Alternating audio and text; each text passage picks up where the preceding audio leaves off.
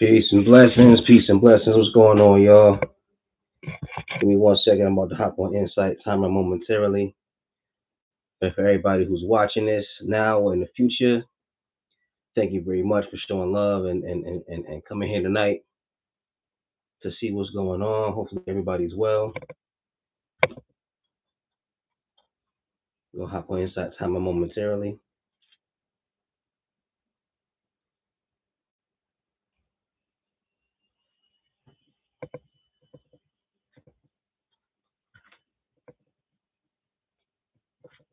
Peace, how you doing? Welcome to the live stream. Give me one moment. Light my candles.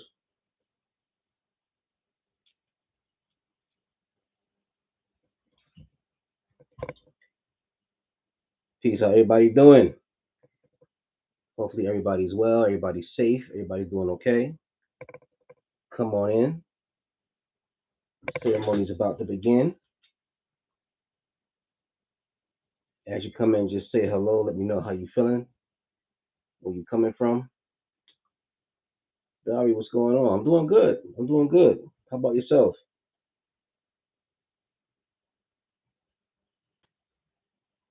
Let me send some of this positive energy and this love out to y'all.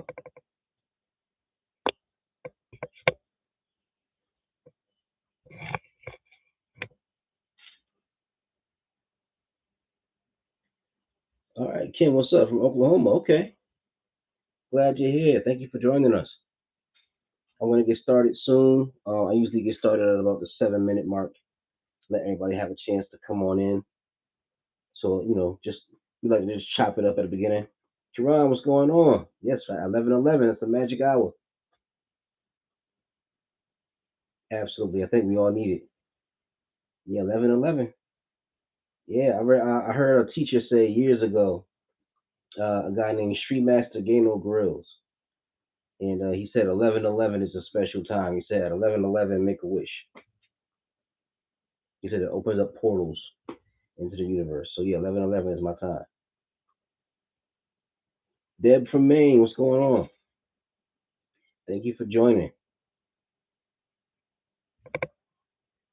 Glad you all are here. I want to just spread love and positivity to all of y'all. Say thank you so much for being here.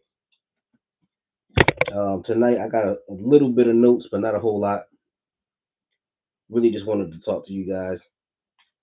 Yeah, a few more minutes and we'll get started.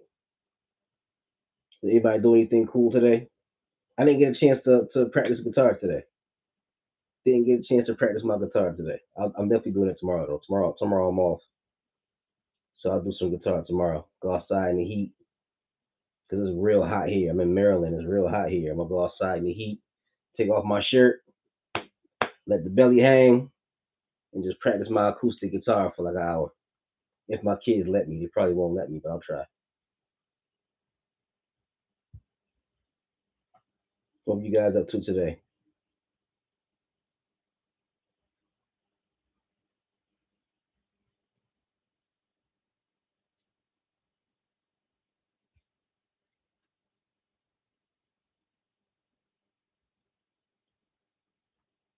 How's the weather where you guys are?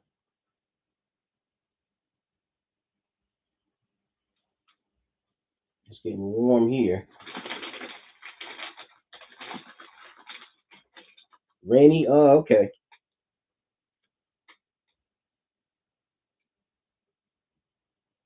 Oh, okay. You got a garden. Okay. Kim, you got any gardening tips? I want to plant. I want to start a garden too. I bought some seeds for my son so they can learn how to grow their own food. But the downside to it is that I can't grow my own food. So if you got any tips, I never had a green thumb.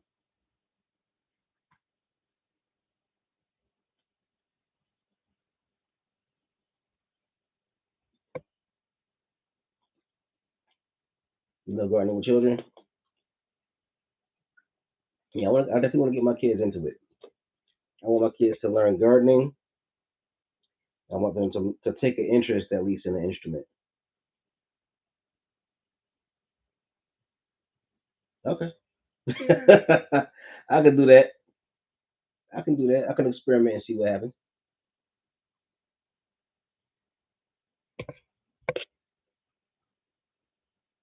I'm definitely gonna do that though. I just gotta find a spot. Is there any rules for like finding a decent spot? Should the soil be soft or should the soil be more firm? I think the soil in my backyard is more firm. Do I have to like water it a little bit to get it softer, or is it good how it is? Enough sunshine. Okay, makes sense. Makes sense. My backyard gets a lot of sun, so that shouldn't be an issue. Compost. Okay. Yeah, this is the moment I've been waiting for because I got like when I mow the lawn, I keep all the grass clippings and just put them off to the side because I figured I would need them for a garden. So yeah, so I'll use that stuff. My son's been obsessed with making compost, so yeah, I'll have him take some of the stuff he's been saving, and I'll take some of the grass clippings I've been saving. Bada bing. Sounds good. Yeah, I'm gonna try that. We'll do that tomorrow. If my sons want to do that, we'll do that tomorrow. Yeah, I think that'll be cool.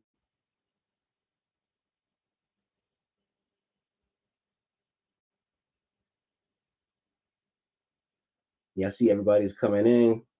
Excellent, excellent, excellent. We'll get started soon. Just a couple, it's like a minute and a half left. We'll get started. But yeah, I'm excited. Excited about doing the gardening and playing my guitar. Thank you. Sense of love your way. Everybody feeling okay? Anybody feeling stressed out? We're living in some crazy times. I felt kind of devastated earlier this week. All the crazy stuff going on. Oh, plants love music? Okay, so me and plants got something in common. I actually heard that. I had an aunt of mine who has a green thumb, my aunt Mary, and she's always been good with plants. So she would talk to the plants and sing to them. But I thought, I didn't know that. I didn't know if that would. I didn't know if that would work. But I'm definitely gonna try that. Definitely gonna try that. That's awesome. I can't wait. You feel our energy, so our vibration. Yeah, that makes sense. Definitely makes sense. All right. So we're getting close to the 7 minute mark. So let's jump on in. Um. So I really wanted to have this conversation because there's so many crazy things going on. I typically don't use this platform to talk about current events, but I think it's very important because we talk about mindfulness, we talk about meditation, we talk about spirituality. And I think all of those things, mindfulness, meditation, spirituality, they all have to be practical. If it's not practical, if it's not pragmatic, it's just me sitting in front of a camera just babbling nonstop for no reason. If it doesn't have a practical, applicable use in your real lives, then there's no point to any of it. And I know for a fact that with the shootings that happened, for a second, I was really devastated. I was really devastated. I felt emotionally numb. I was in a state of shock. More shootings just keep happening. They just keep happening. Just keep happening. And I felt really, for a minute, I felt lost. I felt lost. I felt like I was in a state of despair. I felt, I felt all that dark stuff that I spent so many years overcoming started to creep up in my soul once I heard about those school shootings, the one in Buffalo, and then like right after that, the one in Texas. And I was in a state of shock. And I wanted to come talk to you guys because I know I'm not the only one who feels that shock and that surprise and that anger and that I felt helpless, right? Now, I don't want to take too much time, but if you guys felt the same way I felt, give me a thumbs up in the chat. Let me know how you guys felt when you guys heard about the shootings and heard about all the stuff that's happening in our country, all the division and the war and the violence. Give me a thumbs up. Let me know how you guys are feeling. When you feeling the same way, when you feeling overwhelmed, heart was broken, Kim, definitely, definitely. Give me a thumbs up if you felt the same way, because I want to see how many other people were just really shocked and affected by it. Because I was really affected by it. I was really affected by it, and I don't even really, a lot of times I don't watch the news, and I kind of just cruise through life.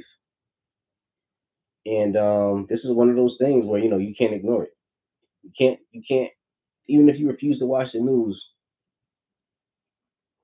This is one of those things that are going to hit. It's going to hit because we all have loved ones, we have family, we have people we care for, we want them to be safe, and Yeah, it was scary. Hearing about these shootings, hearing about these things, scary. Very, very scary. And I realized something. I realized the reason why it was so scary for me, I think I was experiencing something that in psychology they call learned helplessness. Learned helplessness or learned failure is when an organism goes through really, really, really trying circumstances that are very, very difficult. And after a while, because of a lack of success or because of a lack of options, you kind of get used to it. And so you kind of expect failure. You kind of expect things to be unchangeable. And you feel like no matter what you do, no matter what direction you go into, you feel like it's going to end the same. And you feel helpless, that learned helplessness. And you become very, very, it's like you can't act. You can't do anything. You become frozen. Just like when you talk about the fight or flight response, there's fight, flight, and freeze. You freeze when you feel like there's nothing else you can do. In the animal kingdom, sometimes animals will freeze in the hopes that they'll be ignored and they won't be seen or they'll get lucky, right? Or sometimes they'll freeze because they accept their fate.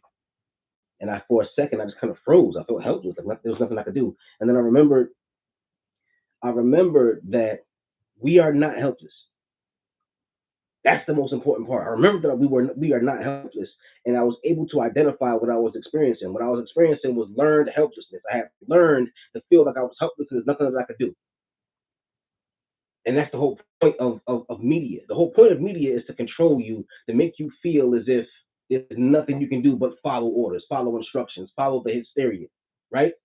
We spend our entire lives just following the narrative of the media, following other people's instructions on what we should do and how we should handle these situations, right?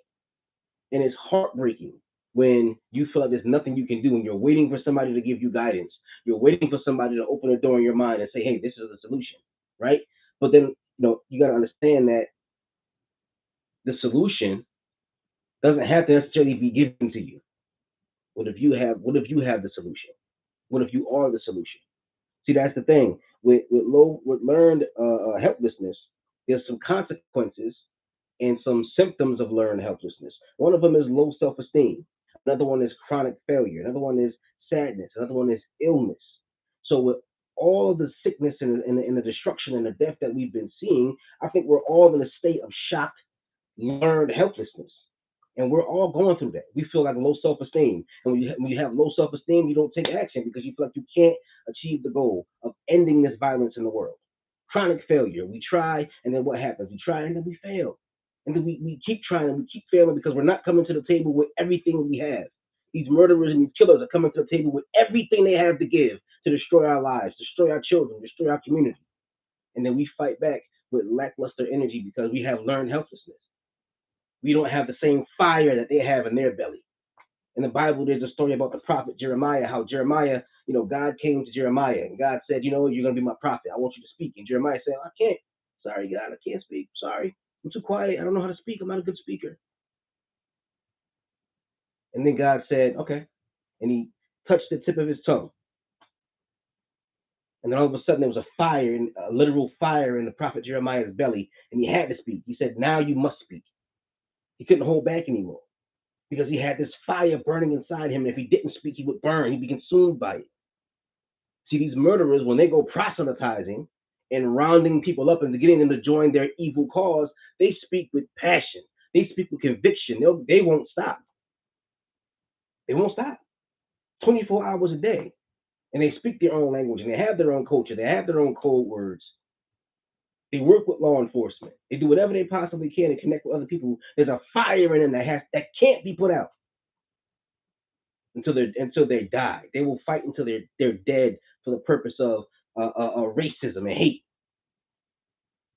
But because we have learned failure and learned helplessness, we will allow these things to happen and fight as weakly as possible, as timid in energy as we possibly can muster, and have chronic failure because we're not as impassioned as they are because they have been more successful than us. They're more confident than us. They're more cocky than us. And we've learned failure. We have learned helplessness. So we're not fighting back the way we should. And there's different types of learned helplessness, learned failure, giving up. Sometimes well, nothing I can do. I wish things would change, right? Lack of effort, as I mentioned. We're fighting back and we organize and we go online, but are we fighting back with everything we have? Passivity. We become passive. We let these monsters stomp all over our culture and stomp all over our children, stomp on our laws, stomp on our nation. We do nothing. We are passive now. Poor motivation. How many of us are willing to go out and actually organize ourselves and stand our ground and say, I'm not going to stop until we overcome this demon? Because these racists out there, they're not going to stop until they destroy us. But for some odd reason, we can't motivate ourselves to fight back. And procrastination, right? Procrastination is another type of learned failure. We feel like, well, there's always tomorrow. I'll do something tomorrow. I'll do something next week. I'll see what I can do later on. I'll send the email later on. Not sure what's going to happen, but I'll try later, right? That's all because of learned helplessness, learned failure. We feel as if we've been through this so many times and we've suffered so many collective traumas from 9/11 all the way till now. We feel like we've pretty much integrated failure into our cultural DNA.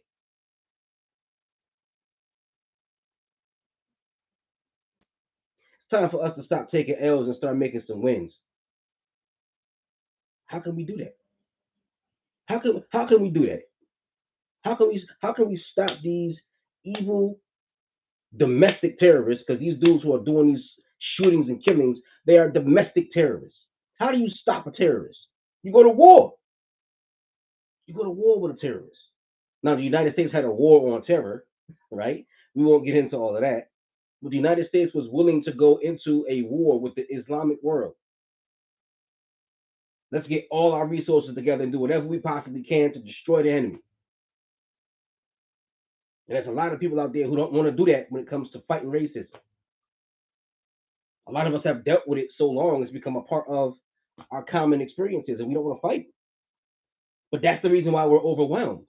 That's the reason why it's overwhelming and inundating us. It's killing us from the inside out because we are not willing to fight. Activity, motivation, those things, that's how you resurrect your own spirit. We got to resurrect our own spirit and make those steps and those strides to fighting this demon of racism. We got to do something. Now, I'm not saying that we're going to lead a war council and strategize and put everything together and make all the perfect moves, but you'll be surprised at how quickly things can come together when you just take one step. Our Muslim brothers say you take one step toward Allah, he'll take 10 steps towards you. In the Bible, it says that God touched the tongue of the prophet Jeremiah and gave him a fire in the belly. And I spoke to you guys about the book of Exodus. I was breaking down the book of Exodus. How the whole purpose of the book of Exodus wasn't necessarily about the Israelites leaving Egypt. It was about God bringing out the divinity in Moses. Moses kept saying, well, I can't do it. I'm not sure. You got to send somebody else. I can't do it. And God said, I'll make a God of you. He kept saying, I'll make a God of you. He said when God was talking about Moses and his brother Aaron, he said, you'll be like a God to Aaron. We have to make these moves and do these things so we can bring the divinity out of ourselves so we can believe in ourselves again. The reason why the bad guys are winning because they believe in themselves. We don't believe in ourselves. That's the result of learned failure and learned helplessness. You stop believing in yourself. When we stop believing in ourselves, that means we stop believing in goodness and righteousness and love and peace. And we're stronger than that. We're stronger than these cowards. Any coward who will get a gun and feel like a man because he went and killed a bunch of kids, we more powerful than that. We're more powerful than these child murderers. You're a child murderer. I'm a man. If I'm gonna fight somebody, I'm gonna fight a man. I'm not gonna fight a woman or fight a child. These individuals don't care. They'll fight women and children. They're cowards. And we've become so weak. We let the nation get overrun by cowards, sniveling, weak cowards who hide in the shadows and type stuff on the internet. They're plotting and planning how they're going to come into our world and kill us. This is our space. This is our nation. This is our planet. The meek shall inherit the earth. This is our planet. And it's about time we start acting like this is ours and take action. I'm not talking about spreading hate. I'm talking about awakening the love within us.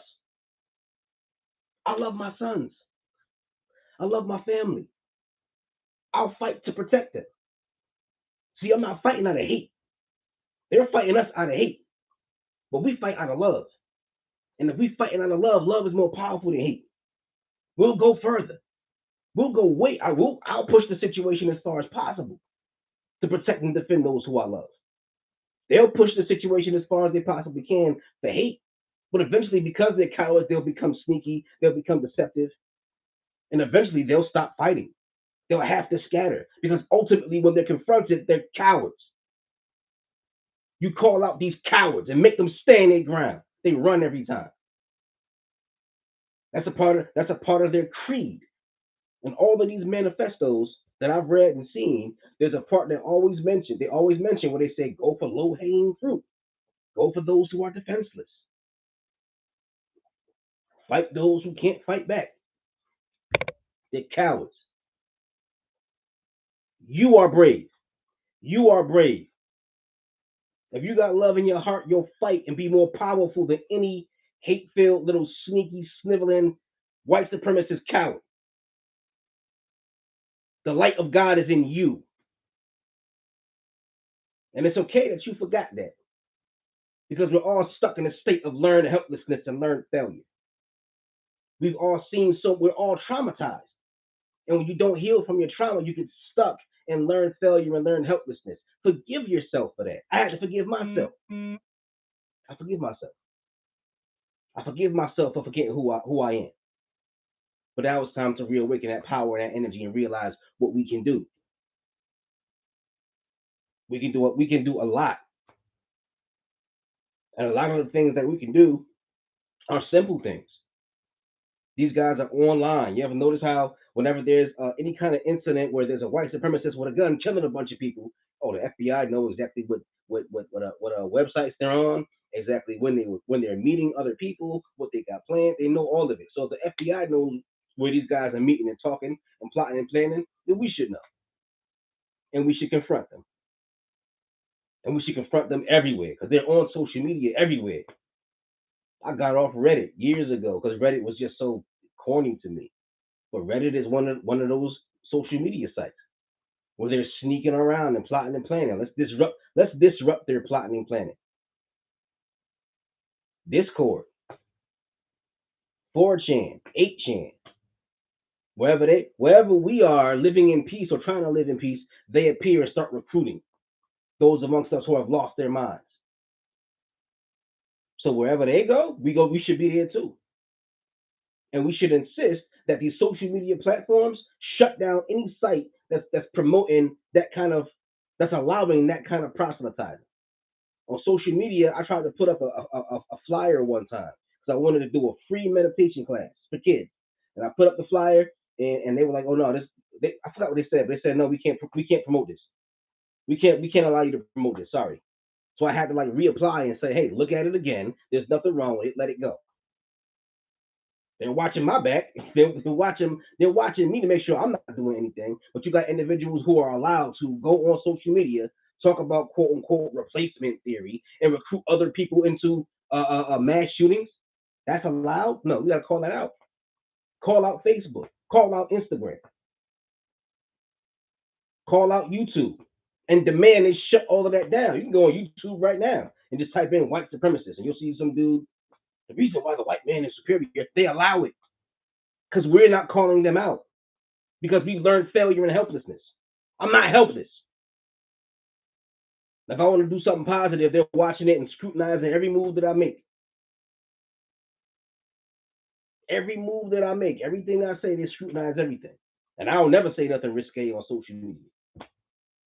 But they're watching every move that we're making sure that every box is checked and we're following criteria what's appropriate. So that means that in somebody's mind, white supremacy, racism, and hatred, that's appropriate. That's not inappropriate. That's okay. Twitch all of them, question all of them, call them all out. And if enough of us speak loud enough and call them out, then guess what? They have to do something. They have to because we're not powerless. We're demanding they do something, and they will if enough of us speak up. The other day on my Instagram page, I put up a video saying, "Listen, we need to call out social media for allowing people to talk about replacement theory." Now, if you guys don't know, replacement theory is this theory that a lot of white supremacists preach and teach, where it says that white people are being replaced by minority groups, and they have to destroy us in order to avoid white genocide. A lot of these white supremacists who are doing these mass shootings are basically talking about theory, or they're mentioning it directly or indirectly talking about it. We should be demanding that Facebook and the rest of these social media platforms shut down anybody who talks about that. No questions asked. Forget the whole lecture about freedom of speech. Forget the whole lecture about the Constitution. They were ready and willing to go to war with Islam. And I have a lot of people who I know who were Muslims who had to deal with all kinds of security checks and all kinds of harassment, right? And they were willing to do that to individuals who were Muslim. And there was no conversation about freedom of religion. They put the Constitution to the side to make sure they orchestrated their war on terror. So if you can put the Constitution aside so you can harass innocent Muslims who ain't doing anything but living their lives and praising their God, then you need to step your game up. We need to make them step their game up and do the same thing with replacement theory. No questions asked. You are powerful. You're powerful enough to do anything. Anything. So let's put aside learned helplessness, learned failure. Forgive yourself. The reason why we feel so broken and so overwhelmed is because we haven't forgiven ourselves. But forgiveness is one of those things that must be earned. It's easier to forgive yourself by realistically acting upon changing your ideas and changing your behavior. Forgiveness is not an abstraction. Too often we forgive ourselves, but in an abstract sense. We don't put in the work to actually change ourselves. Forgiveness is about change. In the process of forgiveness, somebody has to change. We haven't forgiven ourselves for the things that we've allowed to happen because we haven't started to really change. Let's change. Let's everybody who's here watching this take one step towards God. So you can take 10 steps towards us. Let's take one step towards righteousness. All of us should go and demand that these social media platforms start to monitor, demonetize, and suppress the spreading of white supremacist hate speech ideology, plots, and machinations against the common people. We should all be. I was trying to find a suggestion box or somebody I could email. Couldn't find one, so I said, let me make a video and just put it on my Instagram. Imagine if everybody did that. It starts with just one step, and it can be done. We've seen people do incredible things. We've seen people do mind blowing things, and it all starts with just one step. And I've studied a lot of great leaders in the black community. The most honorable Elijah Muhammad. How did he start off? He started off as a young boy. He was born right after slavery, fourth grade education. He was an alcoholic in his younger days, had a family, was psychologically, emotionally broken. He got knowledge of himself, stood his ground, and built a powerful organization that had a real big impact on the black community. Taught taught people how to stop using drugs and live without alcohol and build a family and start businesses.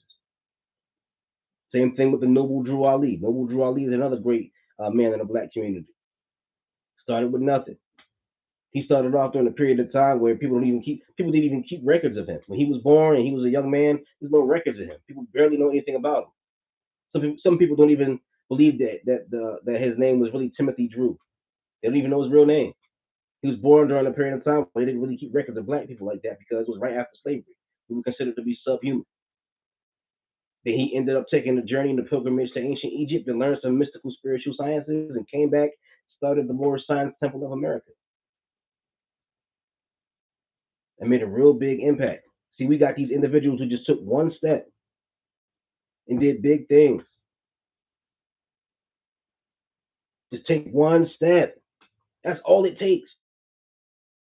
Step to change our circumstances, and you take one step to change your circumstances. That's a step to changing yourself. You're walking in two directions at the same time.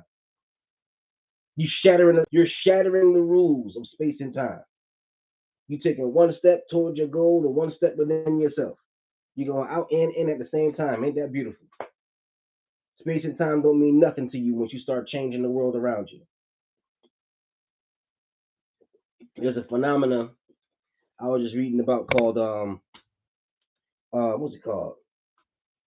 I think it was called time elongation or temporal elongation, where you could have somebody who travels for 20 years going at the speed of light.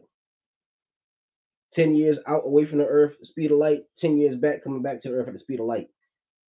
You'll be 10 years older, but everybody else on the planet that you left behind will be like 60 or 70 years older or dead.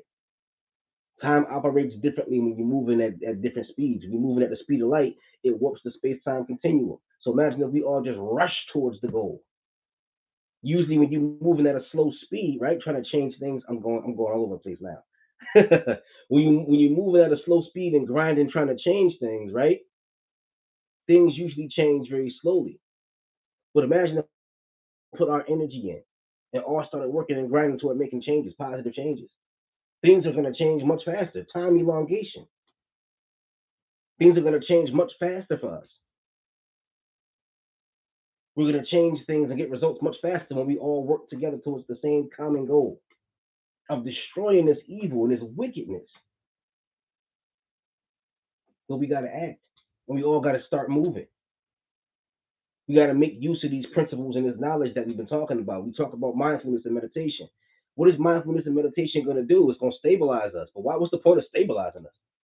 What's the point of opening our hearts to more love? What's the point of being mindful and being in the moment and learning how to leave the past behind and not worry about the future? Just ground ourselves in the here and now and be grateful for this present moment. What's the point of all of that? And we're not going to make the world better. The whole point of all of it is to make you stronger and more stable. Why? So you can carry the weight of the world. That's our purpose. And the Quran says Allah made Adam out of the clay, out of the dirt. And then when he made Adam, he breathed the breath of life into him and told all the angels to bow down and pay obeisance to him. Why? That's how powerful he was. I was just reading about what was it? I think it was Valentinian Gnosticism. How there was a story about how the angels were the ones that created man. But the spirit of God somehow entered into man unbeknownst to them. And then man, Adam, started speaking. And when he started to speak, the angels were terrified because they realized they created something more powerful than themselves. That's how powerful we are. In ancient Jewish mysticism, there's a story about how Enoch was beloved by God, and God took Enoch and brought him into heaven, and Enoch became the Metatron. He arose into the heavens and went through all the chambers of heaven and sat on the actual throne of God, and he became a divine being himself. They called him the little Yahweh or the little God. He was the Metatron, the voice of God, the second most powerful being in heaven, God being the first. In ancient Kemetic spirituality, they talk about how we get resurrected, how our bodies are prepared for resurrection after death. We travel through the underworld to go through all these obstacles and use these magic spells and become divine and then become face to face with Osiris or Osar, the Lord of the Duat, the underworld. And when we face him, our heart is weighed against the feather on the scale. And if your heart is light because you're righteous, you become divine. A person with a heavy heart is a person who wasn't living righteously. So that feather in that heart is gonna fly in the air. The heart gonna be so heavy. But if your heart is light because you live righteously, it balances with the feather on the other end, and you're allowed to become divine. All these ancient secrets, all this ancient mysticism was for the purpose of letting you know your power. And only a small number of people are going to fully understand it and tap into it and say, I'm going to change the world for the better. Very small number of people. But that's all it really takes. Look at Adolf Hitler. One evil, vicious person was able to corrupt an entire country, then a series of countries, and then brought the whole world to war using all the forces of darkness.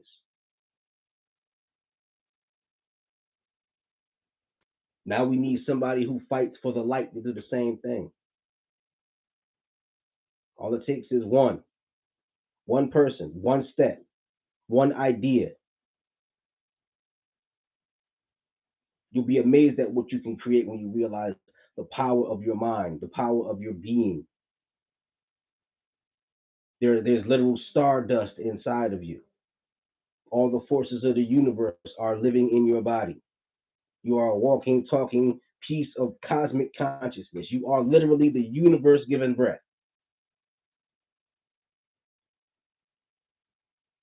You can do anything.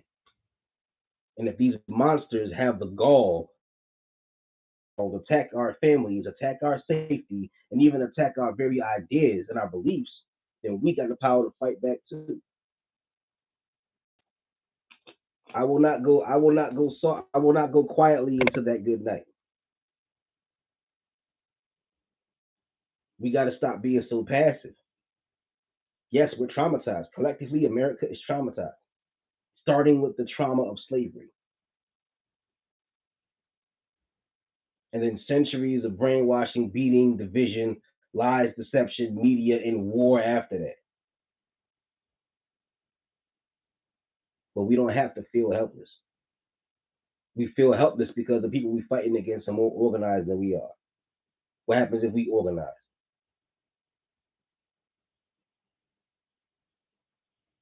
What happens if we stand our ground and say we're not going to back down to evil and wickedness? Adolf Hitler was able to convince the entire world to follow him, or half the world to follow him. What happens if one of us can convince the world to follow us, or not even to follow us, just to follow the code of righteousness? We're too powerful to allow evil to run the world. We think that the evil, subconsciously, a lot of us believe that. That's why a lot of us don't fight.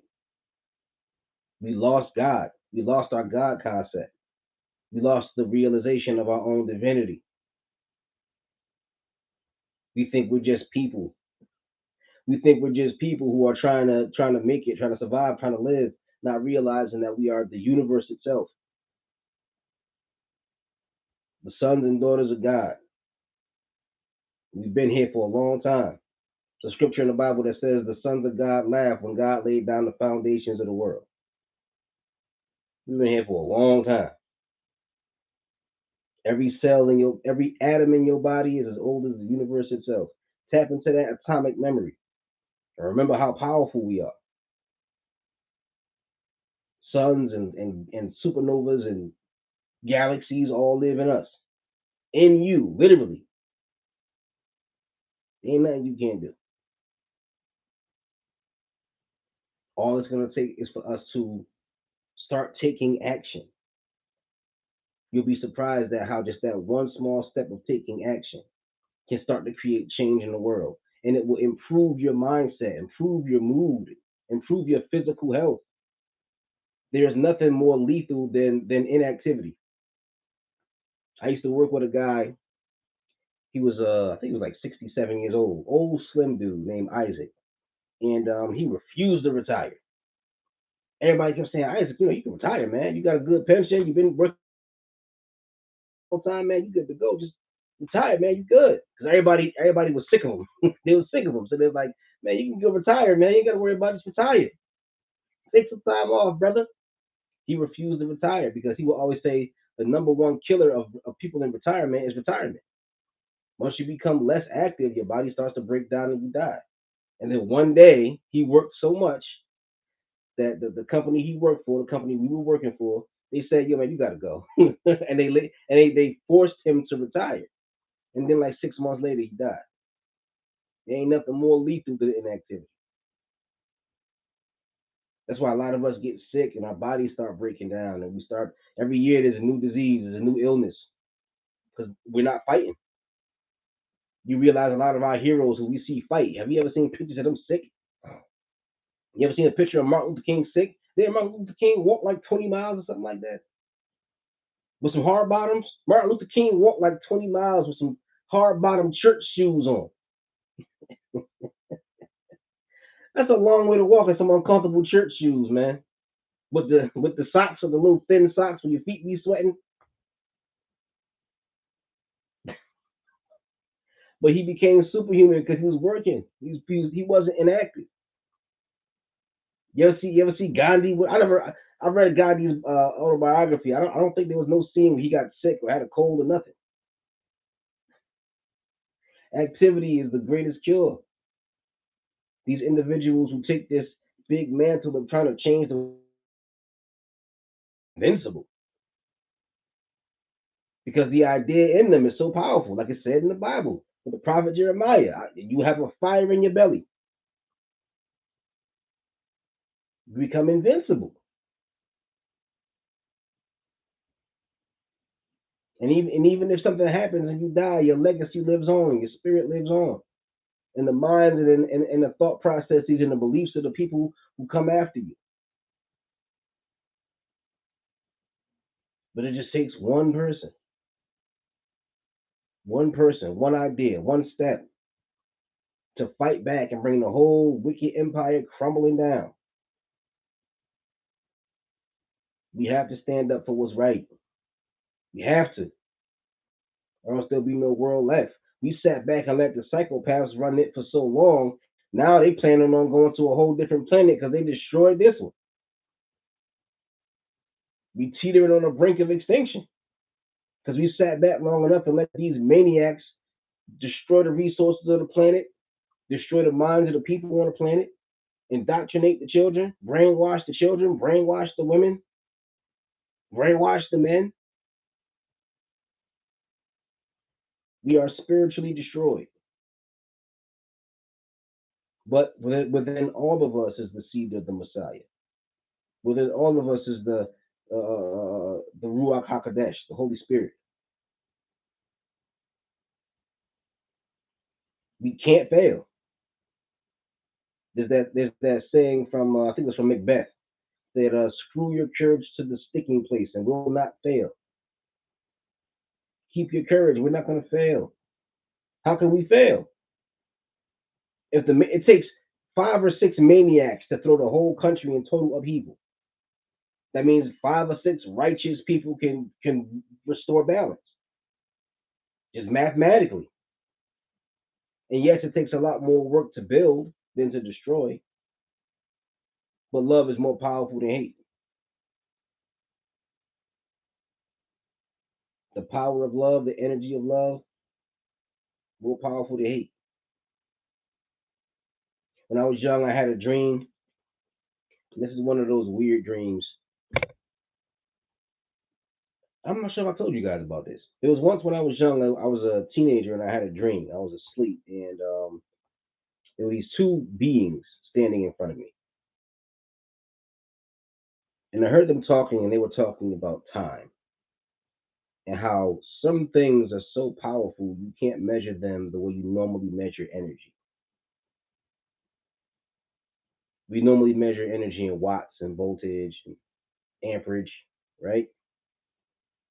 But there are some things, some ideas, some words that have so much power that you can't use the normal measurement to calculate their strength.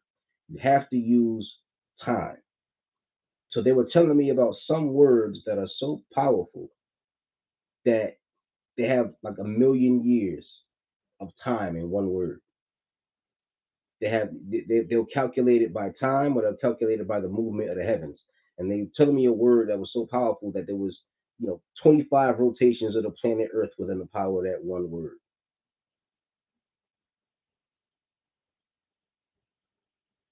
And then I noticed that they were wearing these weird. They had these weird things sticking out of their backs.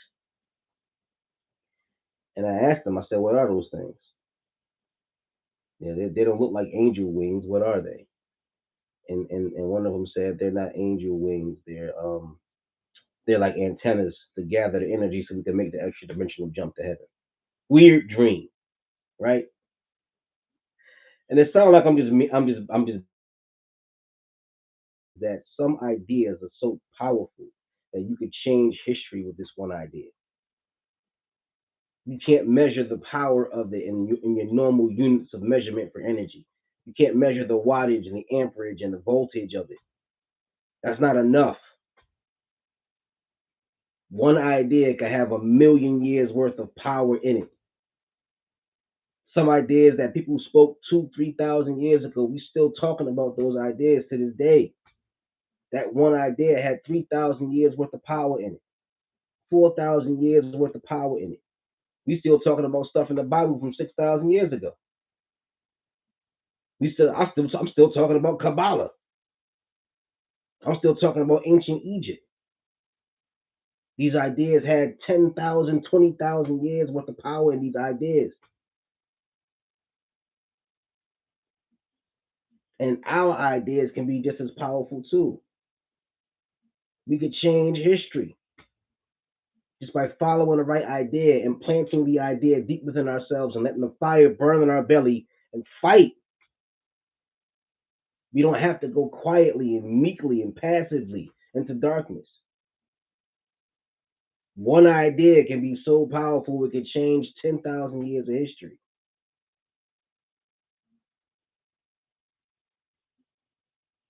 But you have to recognize your power in order to use it. And the power that we have is the power of love for our people, power of love for righteousness, power of love for the future of the planet, power of love for the innocent, power of love against those who are trying to destroy us.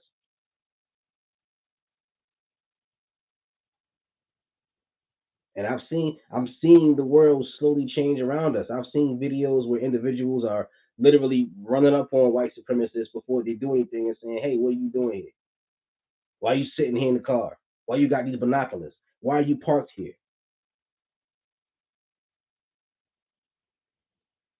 They're standing up and they're fighting back and they're confronting these psychopaths. And as usual, the psychopaths do what psychopaths do. They run.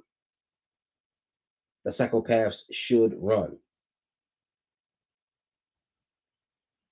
And the power of your love can do that. And I'm not talking about nothing cute and cuddly, because love can be a burning flame. Love can be a big old, a big old atomic bomb. Love could be a holocaust. Love could be an apocalypse. That kind of love, the love that demands action, the love that demands that you stand your ground and protect those who you care about. That kind of love is invincible. When they say God is love, that's what they're talking about.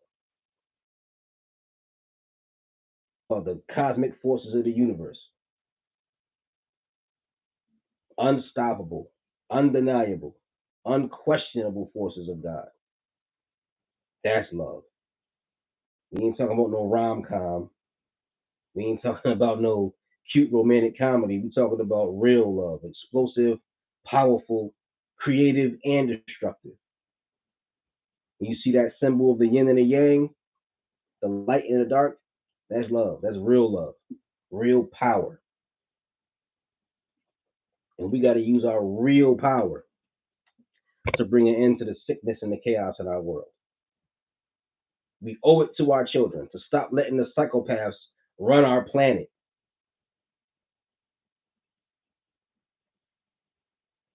This planet is a jewel that was given to us. And out of fear and passivity, we've let the monsters rule this planet.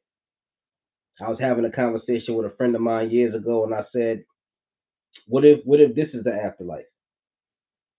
What if somewhere else in a different realm we were either good or bad and we died and we came here? What if this is hell? What if this becomes our hell if we are inactive, or it becomes our heaven if we make it into heaven? What if this is the afterlife for another realm where we lived before? We have the power to make it heaven, We have the power to allow it to become a hell. But the first step to making it heaven is we gotta identify the devil, wipe him off the planet. No more hate. We have to call the hate out and stop the hate. We have to plant seeds of love everywhere. We got to be active. We got to be diligent. We have to be just as consistent as the lunatics who want to destroy us and kill us. These individuals work 24 hours a day in shifts. They got their own code. They speak their own little language. They got their own little signs and symbols so they can communicate to each other without saying anything. While the rest of us are at home watching reality TV shows. They are so organized and so impassioned because they have a sincere, genuine, destructive bloodlust. And we gotta have a lust for life, like that old Iggy Pop song. Got a lust for life. We gotta have a lust for life. We gotta love life so much that we are willing to stand up and fight against those who have a lust for death. And we've become too passive. Things that should shock us into action don't even shock us no more. Forget shocking us into action. They don't even shock us no more. We just become numb. But we can do this. That's why we were born.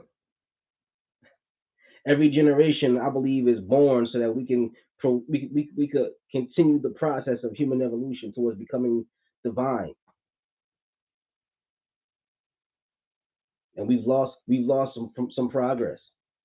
We've taken some steps over the centuries to get closer to becoming divine, and we've been pushed all the way back by the lunatics. We've been pushed back into an animal state by lunatics. Now it's time for us to push back. Yeah, desensitized to the traumatized. Exactly. Excellent way of putting it. But we are more powerful than them. We just forgot how powerful we are. It's a small number of lunatics who are running the planet. Because they're willing to go further than us, they keep winning. Time for us to go further than them.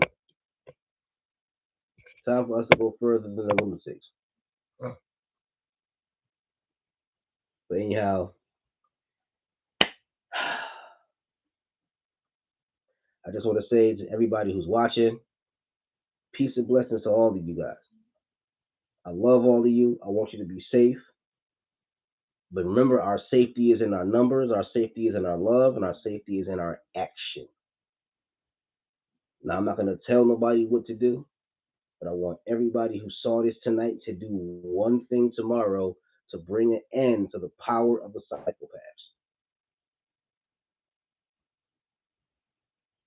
I don't know if that means you're going to have to speak to the individuals on social media, tell them to censor individuals talking about racist replacement theory. I don't know if that means writing that book that you always wanted to write to spread a message of love. I don't know if it's singing that song you always wanted to sing. I don't know if it's making that movie to plant positive seeds and positive imagery in people's minds. I don't know if it's to begin your meditation practice anew and start teaching meditation and mindfulness. I don't know if it's you want to get into politics. I don't know if it's you want to start that business so that you can employ other people and spread love. But take one step so that we can bring the age of the psychopath to a burning and very rapid end. One word, one idea can have 10,000 years worth of power in it. We can change history. We will change history. Peace and blessings. Thank you guys so much for hanging out. I'm going to send y'all some love. Diane, you're welcome.